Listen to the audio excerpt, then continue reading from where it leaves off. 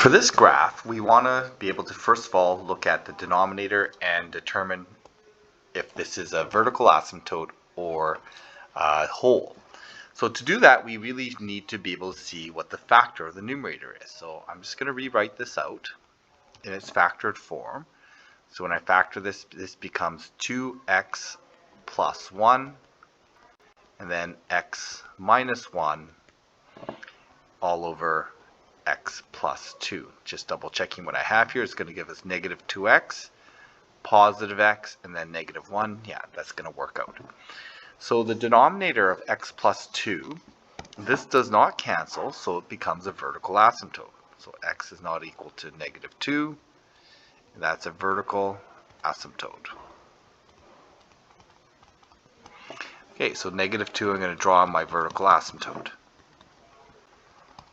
Now, since I have this factored at this point, I'm going to solve for my zeros. Okay, so the zeros are going to be where it crosses the x-axis. So it's going to be at x equals negative 1/2 and x equals 1. So at negative 1/2, right there, and positive 1, those are going to be my 0 points. Okay, so I want to maybe get a y-intercept here. Okay, so my y-intercept, I'm going to put in my table of values. In fact, I'm going to put my zeros in my table of values as well. So negative 1/2, 0. When x is 0, I'm going to end up with negative 1/2. And when x is 1, y is 0. So x is 0, negative 1/2 is right about there. And so I've got a cluster of coordinates here at this point.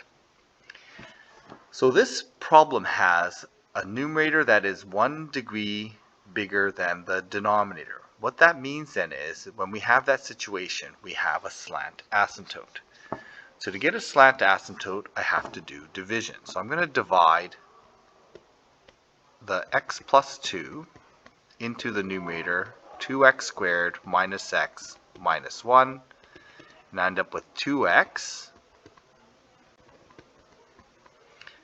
negative 5x, so I get 2x minus 5, so I get negative 5x minus 10, and so I get a remainder of 9.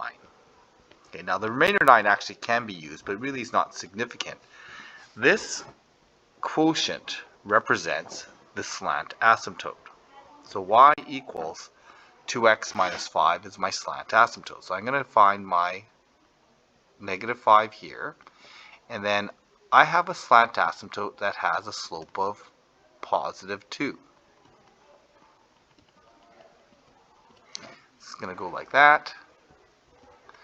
So that represents my slant asymptote. I'm just going to write the equation. It's y equals 2x minus 5. And so my graph then is going to follow this slant asymptote, and all that I really want to see for this is that you follow the asymptotes, go through the points, and follow the asymptotes.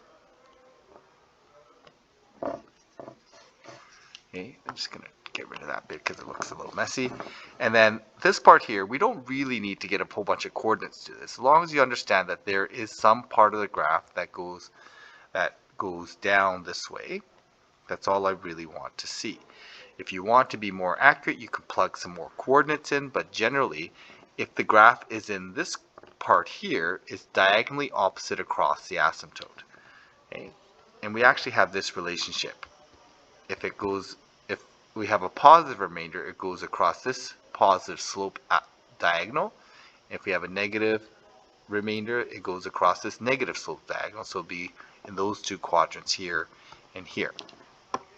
Okay, and we get this shape of graph that looks kind of like this.